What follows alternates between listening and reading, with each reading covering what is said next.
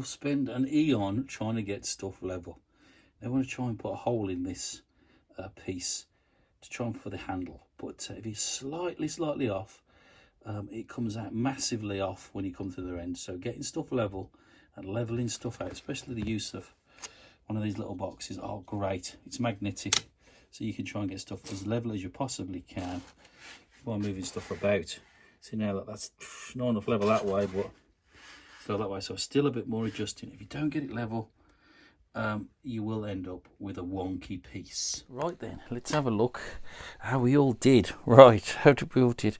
Well, it didn't quite go out the way I was expecting it to do. It didn't quite come together the way I was expecting to. So, unfortunately, we've apologies, guys, but we've had a bit of a pepperami. No, not really. It did come out all right, actually. So, what do we use? We had this punch. Now, I regret choosing this this style of punch. It's as hard as nails, but hey ho, we started, so we finished. So, there's a few comments on the last video saying, oh, well, we haven't got a milling machine, and we haven't got one of these, and we haven't got that. I know, but the basics, what I was talking about, it doesn't matter what you've got.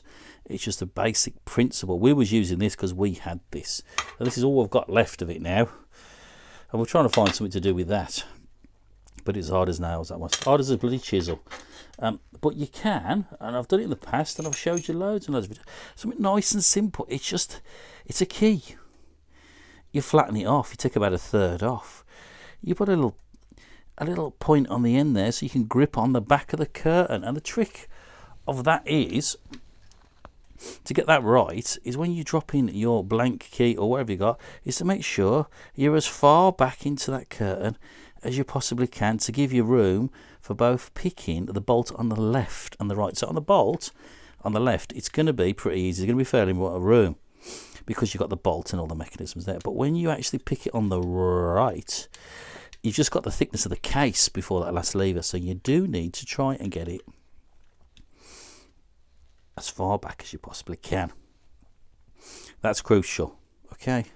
But you can make them out of anything, guys, and use anything to try and get it. All it is a tension tool, as I said before, like a screwdriver is to a screw or a spanner is to a nut. That's what it is. So what did we end up with? We did end up with a bit of a pepperoni. I don't think I want to eat that now after it's been on this table, but never mind. So, are you ready? Are you ready? So we know what it looked like before. You've seen the last video. What did it come up like? Well, I've did my best for you guys. I do apologise. It's probably not what you expected. So, I don't think it came out too bad, actually. We've got additional, everything's welded in there. So we used a bar. We put a nice little groove down there. We thinned it out, so we created our own little stop against the curtain. We put a nice little tip in there, and we sort of shaped it down, and it came out all right, I think. We didn't do a bad job. It's I'm quite pleased with that. So someone's going to be well chuffed with that. It's quite a rare tool to have, an 8-gauge tension tool. I wish I had one myself, but unfortunately, it might stink of pepperoni now, guys, but it belongs to one of you. And then what we're going to do is we'll test it out, and then we're going to see supporters. Thank you very much, because without your help, and none of this happens, of course. See who the lucky person's going to be and own this beautiful tool. Treasure it, I would, because you don't find many of them, and they are all one-offs. So shall we see how it works out? Let's give it a go. So I shall see you over there. Okay, it's the same lock. 8-gauge, 5-lever. We saw what was in it on that other video. Some highs and lows. Both false notches, both on top and bottom. But we got through. That's the bitting of the key. It's still fairly shallow. There's no real extremes in there. That's why this technique does work. So there we go. Beautiful little lock. Be an inspiration to anybody's collection, and we'll give it a go. So shall we give that tool a go? Shall we see how we get on, see what it feels like? So it fits in there. Lovely, look, lovely.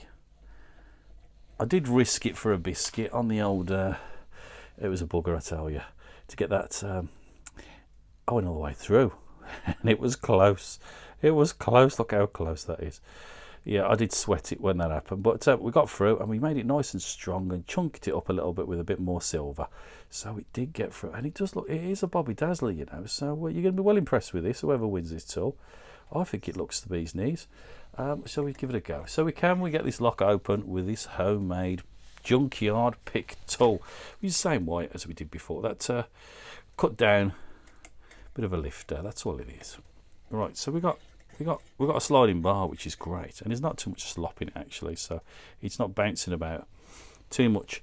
So we're going to get a nice bit of tension. We don't want crazy tension. People go wrong in this technique because they put too much tension on.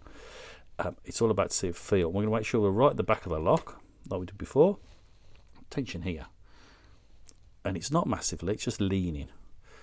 And I'm going to give it a little jiggle, give it a little poke about.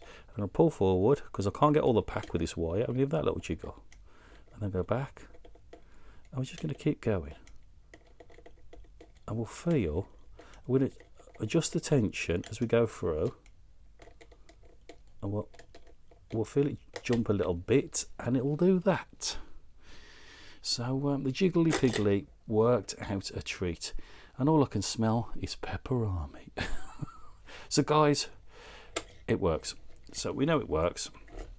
So this is going to be someone's prize this week.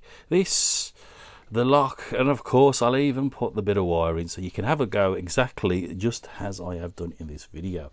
No hocus pocus.